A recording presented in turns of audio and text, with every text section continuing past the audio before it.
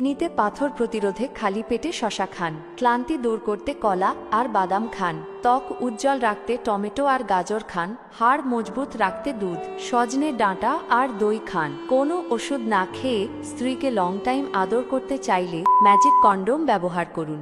বর্তমানে প্রায় 90% সচেতন পুরুষ এই ম্যাজিক কন্ডোম ব্যবহার করে। যারা এই ম্যাজিক কন্ডোম ব্যবহার করে তাদের স্ত্রীর মাথা সবসময় ঠান্ডা থাকে, সংসারে কোনো ঝামেলা হয় না, আবার স্ত্রীও সবসময় হাসি খুশি থাকে। বিস্তারিত জানার লিংক আমি কমেন্টে দিয়ে দিব।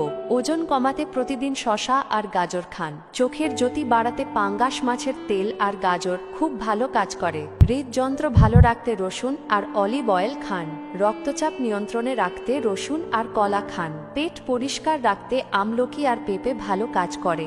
সর্দি কাশি থেকে বাঁচতে মধু, তুলসী পাতা আর আদার রস খেতে পারেন। ত্বক ভালো রাখতে নিম পাতা খান অথবা বেটে লাগান।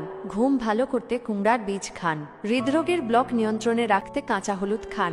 মুখের দুর্গন্ধ দূর করতে কাঁচা পেয়ারা খান আর পর্যাপ্ত পানি পান করুন। গ্যাস্ট্রিক প্রতিরোধে প্রতিদিন একটি করে এলাচ খান।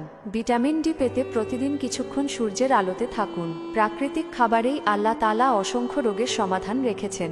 আমরা যদি প্রতিদিন আস্তে আস্তে এই অভ্যাসগুলো গড়ে তুলতে পারি তাহলে ইনশাআল্লাহ আল্লাহ আমাদের সুস্থতা দান করবেন। আপনি যদি সত্যিকারের একজন পরোপকারী এবং ভালো মনের মানুষ হয়ে থাকেন তাহলে আমি বিশ্বাস করি আপনি শেয়ার করবেন, কারণ আপনার একটি শেয়ারে কার উপকার হয়ে যাবে এটা কেউ বলতে পারবে না। এই বিষয়ে রাসূলুল্লাহ সাল্লাল্লাহু আলাইহি ওয়াসাল্লাম বলেছেন, যে ব্যক্তি মানুষের উপকার করে আল্লাহ তার উপকার করেন।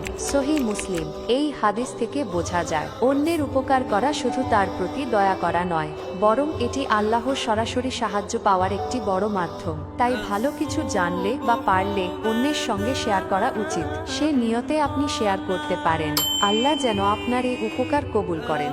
আমিন। ধন্যবাদ। আসসালামু আলাইকুম।